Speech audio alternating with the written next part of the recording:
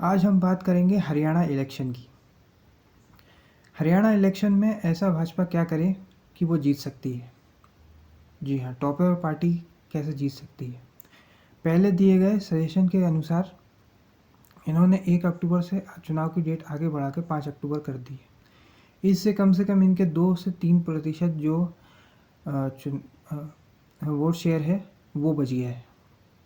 अब आगे इनको क्या करना है जिससे ये जीत सकते हैं, इनकी जीत तय हो या चुनाव में अच्छी खासी ये लीड ले सकें।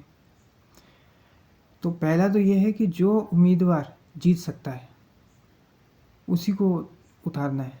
ये ज़्यादा मॉरल साइंस का टीचर नहीं बनना है कि हम नेपोटिज्म के में नहीं घुसेंगे, राव इंद्रजीत सिंह के बच्चों को नहीं देंगे, ऐसे किसी बड़े नेता को नहीं देंगे। अगर वो जीत सकता है तो उसे टिकट देना ज़रूरी है, अन्यथा आप पिछड़ जाओगे। पिछली बार भी ये गठबंधन सरकार बनी थी मनोहर लाल खट्टर की, और फिर कुछ ऐसे इंसिडेंट हुए कि उनको हटाना पड़ा। तो इसलिए जो जीतने वाला कैंडिडेट है उसी को आपको वो उतारना है, नहीं तो जो वोट दिलाने की जिसमें क्षमता है। अगर वोट दिलाने की क्षमता जिसमें नहीं है और आपने ऐसे ही कैंडिडेट को खड़ा कर दिया है जिसमें थोड़ा पावरफुल नहीं है, तो वो फिर हार जाएगा और आप पिछड़ जाओगे कांग्रेस से।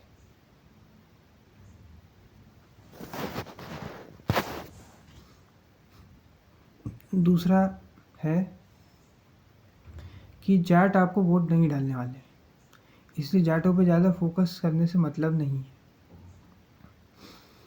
जाट वैसे ही हैं जैसे आपके यूपी बिहार में यादव हैं, कुछ भी हो जाए वो आपको वोट डालने वाले नहीं हैं। इसलिए अपने को जो वोट डालने वाला नहीं है उस पर फोकस करने से कोई मतलब नहीं है। तीसरा सजेशन है कि इन्हें अब भाजपा जो है वो शहरों की पार्टी बन गई है, गांव में इनका ज़्यादा वोट शेयर बचा नहीं है। जैसे गुरुग्राम में ज़्यादातर यादव हैं तो वो वोट आप ही को डालेंगे, ज़्यादा कांग्रेस को सपोर्ट नहीं करते हैं, तो आपको फोकस इन लोगों पे करना है। लेकिन वो भी खुश नहीं है क्योंकि आपने उनके लिए कुछ काम किया नहीं है। तो अपने कोर वोटर पे फोकस करिए, नहीं तो कोर वोटर को मजबूरन नोटा दबाना पड़ेगा या घर बैठना पड़ेगा और फीडबैक लेना पड़ेगा। पहले जो फीडबैक दिए गए हैं उसके अकॉर्डिंग इन्होंने डेट चेंज करी है, ये बहुत ही अच्छी बात है। वैसे ही इन्हें फीडबैक लेते लेते काम करने पड़ेंगे, वैसे ही कैंडिडेट उतारने पड़ेंगे, वैसे ही इनको और भी आगे काम करना पड़ेगा। अगर पिछली बार कोई कैंडिडेट 5 साल में अच्छा काम नहीं किया तो उसको बदलना पड़ेगा। अगर नहीं बदलते हैं तो इनकी हालत भी हिमाचल और कर्नाटक या तेलंगाना जैसी हो सकती है और 10 साल की सरकार जा सकती है। 2004 से 2014 के बीच में भी कांग्रेस की सरकार थी, 2014 में हार गई थी। तो एक एक वोट कीमती है, क्योंकि हरियाणा थोड़ा कम छोटा प्रदेश है, 90 सीटें हैं। अगर आपकी 46 आएंगी तब जाके आपकी सरकार बनेगी, अन्यथा आपकी सरकार नहीं बनने वाली। तो अपने कोर वोटर पर फोकस करिए, फीडबैक लेते रहिए कार्यकर्ताओं से कि जनता चाहती क्या है। और अगर आपको जाट वोट चाहिए ही, हो सकता है कि अब आपको थोड़ा सा कॉन्ट्रडिक्शन लगे, जाट वोट अगर आपको चाहिए ही तो आपको ऐसे इन्फ्लुएंसर उतारने पड़ेंगे जो अकेले ही 10-15 हज़ार ऐसे लोगों को आपको पद देने पड़ेंगे जो अकेले ही 10-15 हज़ार वोट दिलवा सकें, थोड़ा जो इन्फ्लुएंस रखते हों एक पर्टिकुलर एरिया में, तब जाके आपके जाट वोट वो दिलाएंगे, अन्यथा ये पॉसिबल नहीं है।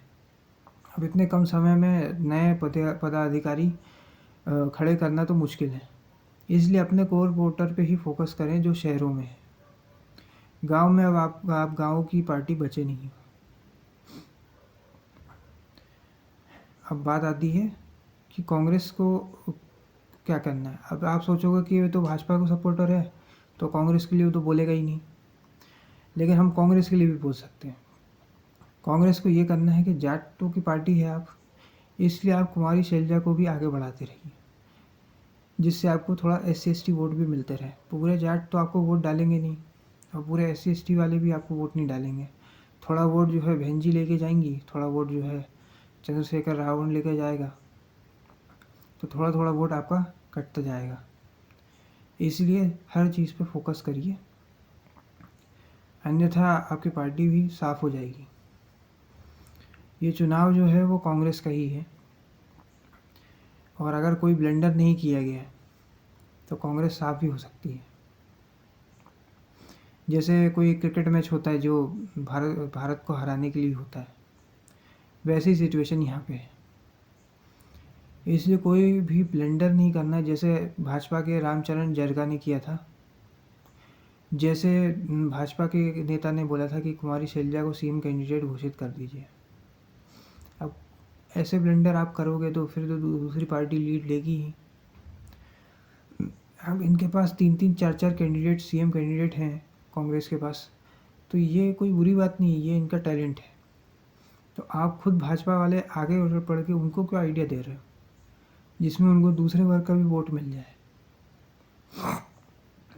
अच्छा खासा भाजपा वाले जीत रहे हैं, तो ऐसे ब्लंडर नहीं करने चाहिए जहाँ पे आप जाकर खुद से ही चीज़ें बोल दो। जैसे रामचरण जरगा ने हरियाणा के लोगों को स्टीरियोटाइप कर दिया, तो वहाँ पे वोट घटता है। अगर कोई ब्लंडर हो गया, कुछ उल्टा सीधा बोल दिया, तो चुनाव भी हार सकते हैं।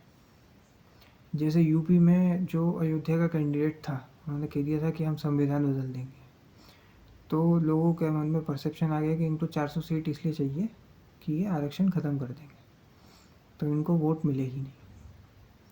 इसीलिए सोच समझ कर बोलिए, फीडबैक लीजिए और कार्य करिए, अन्यथा कोई भी पार्टी को जनता साफ कर सकती है। अब जनता के पास ऑप्शंस की कमी नहीं है, वहाँ पे जेजेपी भी है, आम आदमी पार्टी भी है, और ये भीम आर्मी वाले भी अपने कैंडिडेट उतार रहे हैं। इसलिए ये ज़रूरी है कि दोनों जो पार्टियां हैं, जो प्रमुख पार्टियां हैं, इन्हें ग्राउंड पे समझना पड़ेगा कि चीज़ें क्या और कैसे होती हैं। और गठबंधन सरकार की तो मजबूरियां आप देख ही रहे हो, चाहे वो केंद्र सरकार में हो या पहले वाली सरकार में यूपीए में। इसलिए कोशिश करें कि एक फुल मेजॉरिटी की सरकार हो, ताकि वो काम अच्छे से कर सके।